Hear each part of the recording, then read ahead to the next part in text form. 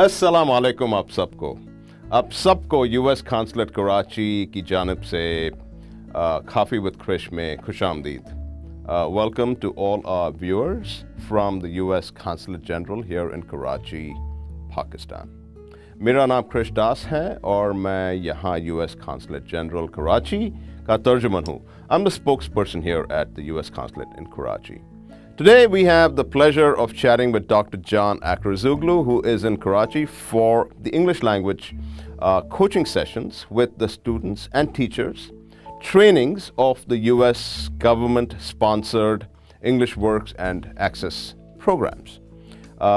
John is a clinical associate professor and chief technology officer at the College of Education at the University of Iowa.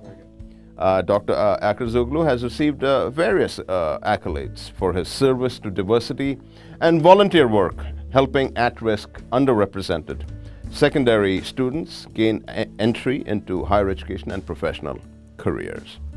His awards and honors include the University of Iowa's Catalyst Award, Special Service to Education Award, and the Diversity Council Honors Award. Dr. Achrazoglou has served and continues to serve on various governing boards, including those for women in science and engineering, realizing educational and career hopes, and the Iowa Center for Assistive Technology and Research, and has served as the co-chair of the University of Iowa's Charter Committee on Diversity. Dr. Achrazoglou, welcome to our show here and welcome to Karachi, and as they say in Urdu, हम आपका इस्तकबाल करते हैं, which means welcome to Pakistan. And also, let me add that John and I have known each other, we have known each other for about 25 years. That's and right. We worked together at the University of Iowa. Yes. And both, again, John is from Iowa City, of course, and my home is also in Iowa City, Iowa. So again, John, thank you so much for being here. Thank you, Chris. Pleasure to be here with you. Great to have you here. Let me go directly into my questions, John.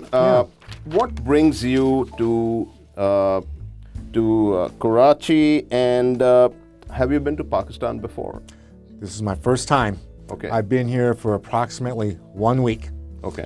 And your question, what brings me to Karachi? As you recall, 2 or 3 years ago, we chatted, and I wanted to try, at the state of Iowa, it's required for us to have so many hours of contact, interaction with classroom classes Okay. and teachers. And I thought, let's try something innovative. And I talked to Chris and say, how about we try to connect with Karachi, where you're at, with some of the classes there. That's right. And we found a class in Karachi, and I found a class in Donaldson, Iowa. That's a little town. Very, Karachi, you're talking millions upon millions of people. Yeah. Donaldson, I think the population is 900, less than Okay. 1,000. And we connected them with technology, with the video conferencing technology called Zoom. And it turned out to be a remarkable project, and how things grew. And Chris says, someday, John, you're going to be in Pakistan, and here I am. And again, we are delighted that you're here. Oh, thank you, Chris. Thank you. And I'm sure you have experienced the Pakistani hospitality. Pakistani hospitality is just shocking.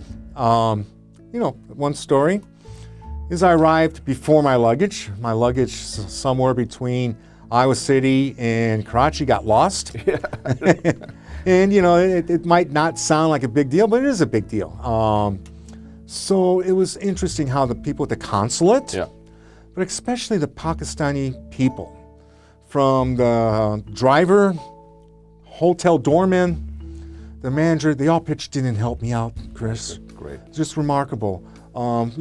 Finding, common toiletries, which are in my luggage, clothing.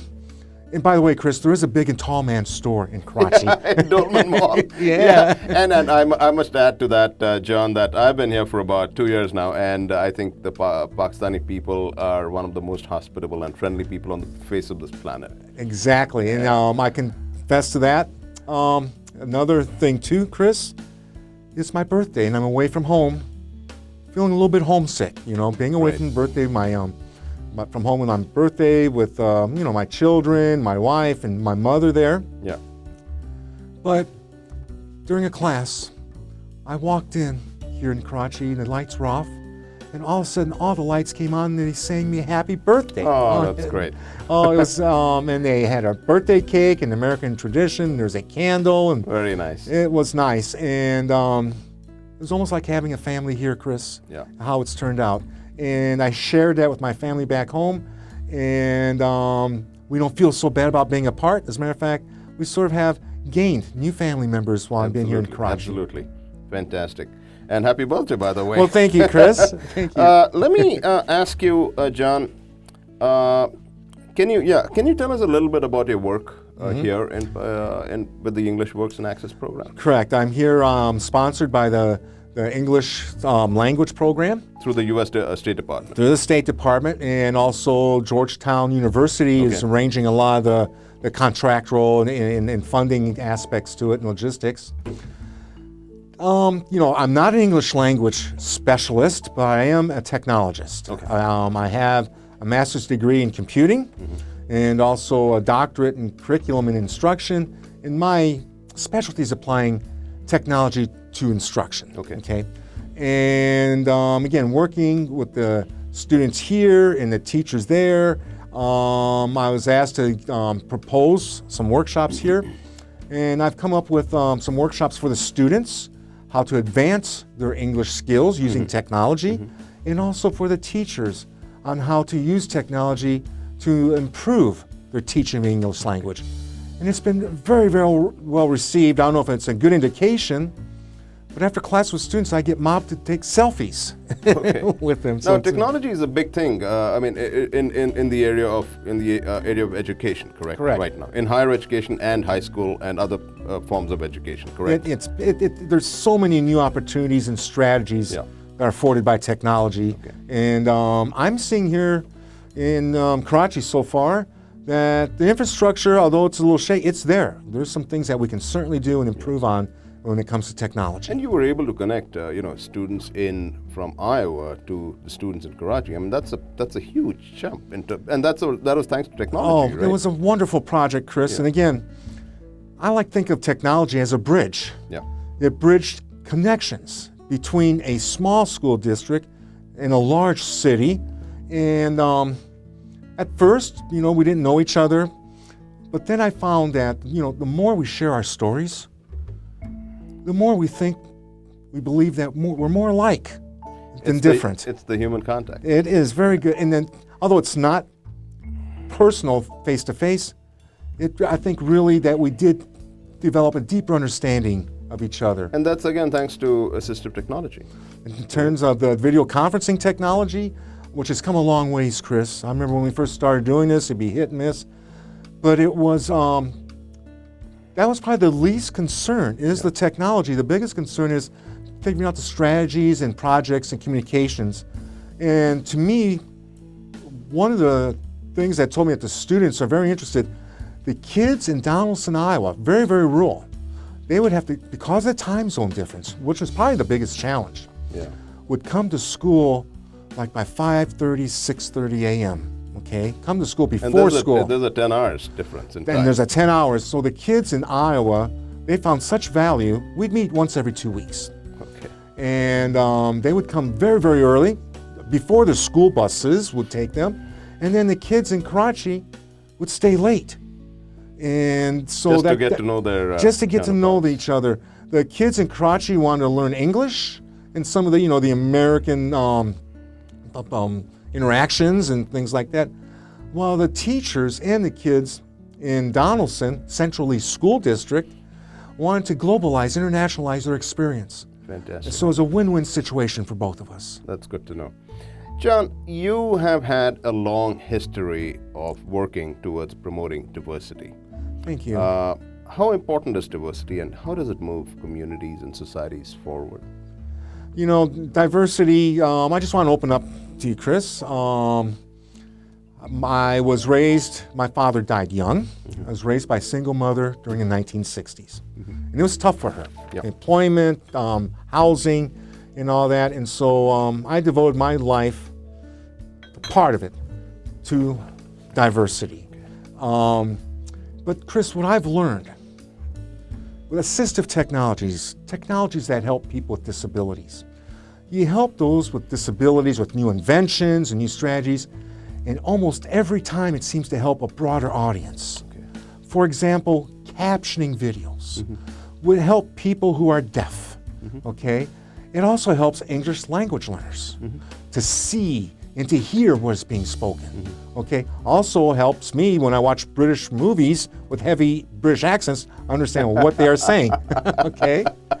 But just like curb cuts at the sidewalks, helps people with wheelchairs and walkers get across the street, but also helps people with rollerblades, with luggage, and strollers get across the street. So I have found when you serve a diverse community, it seems like the scale just increases and in the end helps many other people. Right. That basically leads me to my next question, which probably is part and parcel of what you just mentioned, John.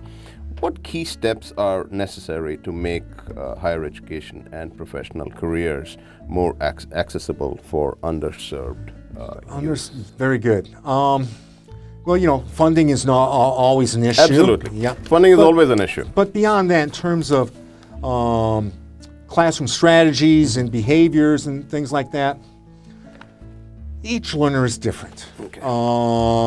No matter, what the economic standing is, each learner is different. And I think to bring to something we call, I've just wrote an article on universal design for learning, where you try to tailor your instruction, offer options for all the different learners, okay? It's a little bit more time consuming, but some students prefer to read instructions, only instructions. Others would like also illustrations. Others will want to also see videos. Yeah. Try to create those options. And I think a rising tide lifts all ships. It will help everybody. Absolutely.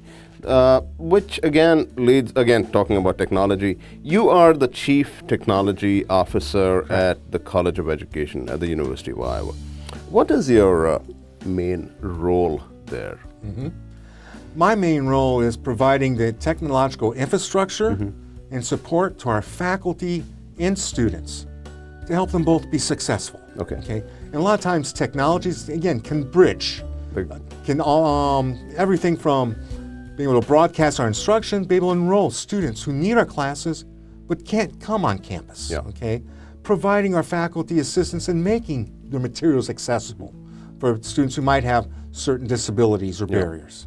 So there's a variety of things, and Chris, there's something different every day. Yeah, absolutely. So it's always a changing role I have. And one of the things about technology, as just going back to what our previous part of our conversation was, that we spoke about, when we talk about technology, we just talk about universities and colleges, but then this sort of transcends into high schools and middle school and regular school systems, correct? Right. What's interesting there is being in the College of Ed, my faculty employment is in the teacher education program. Okay. So what we try to do is, teach about how technology can help K-12, but in many instances model that in our classrooms. All right. So I have the pleasure of seeing what's going on in K-12 classrooms, but also have the pleasure of serving our faculty who are trying to help all children to advance their learning. And I think that's part of your job. I mean, you teach these teachers, the students who want to be teachers, about technology, and then they use that and go and use those skills in their classrooms, correct? Correct. And that is similar to what you're doing here with the English Access and English Works teachers. You are teaching them about technology, and then they are going to use those skills, and it's like a train the trainer model, correct? Very good. As a matter of fact, Chris, a lot of the topics and technologies I'm teaching here in Karachi, in Pakistan, are the same things I'm teaching back in Iowa. I see. Yep. Okay. I'm in charge of a course called Technology in the Classroom, and it's required, and we teach those basic technologies, and a lot of the lesson plans, again, a lot of the technologies and strategies I've been implementing here in Pakistan. Fantastic. Which again leads me to my following question. It's all about technology and diplomacy and how building bridges that we spoke about. How can technology play a role in your perspective in building bridges and connecting people globally, especially in the context of countries like Pakistan, where funding resources could be limited? It's there here. I see it here in Pakistan. I think the teachers understand the value of technology, and I see that just talking that the broader community also sees the value of technology. So I see it improving. And you've shown it through this connection between this little town, Donaldson, and Karachi. The students, just by technology, by sheer technology, they have started understanding each other. Very good. And that has built the bridge. Right, that's the bridge between all the different ideas. And again, I'll say this again, the more these students interacted, the more they saw they were alike than different. And that to me was a very revealing, positive aspect to all the work we've done in this area. That's huge. Very good. Very good. It's like understanding the other. That's what diplomacy is all about, right? That's very good, Chris. You have interacted and coached the English Works and English Access students the last few days in Karachi. How do you see the impact of these programs on underserved youth in Pakistan? I see the technology as helping them sort of balance, helping them be able to make up for a lot of disadvantages. The technology helping them learn English is big in the job market. To me, 90%, the recent surveys show that 90% of all new jobs require a heavy dose of IT. Information technology. Information technology. And so I try to emphasize to students, English, very good, technology can help you there, but having the technology skills that employers are looking for is going to be huge to help level the playing field for them out in the job market. And one of the things we're learning about when it comes to that is e-portfolios. Putting out websites. And that's electronic portfolios, websites that they produce that highlight their training, their skills that they can send to potential employers. And that's all online? It's totally online, totally online. Excellent, excellent. Now, moving away from technology, I am going to ask you about Karachi. Yes. You've been here for over a week now. Yes. About a week now. Yes. What are your impressions about this city? This beautiful city. You want the truth, Chris? The traffic, okay? When I first came here... you don't find so much traffic in Iowa City. No. In Iowa City, we have 5 cars lined up. We think it's a huge traffic jam. Right. But then your population is, 50, 60,000? Yeah, at that. But here in Karachi, at first I thought it was chaos. Yeah. But careful observation, okay? Been in one thing. In Iowa and U.S., usually when somebody honks the horn, it's in deep anger. Yeah. Somebody has cut in front of you or didn't signal their turn, and you honk the horn. Here, I think it's a basis of communication. Yeah. You might honk the horn, saying, "Okay, I'm going to come by you." Yeah. You honk the horn, you're sort of getting close to me. I think 2 honks mean, go ahead and take that left turn, I'm going to let you in. Okay. So there's some kind of sophisticated communication going on.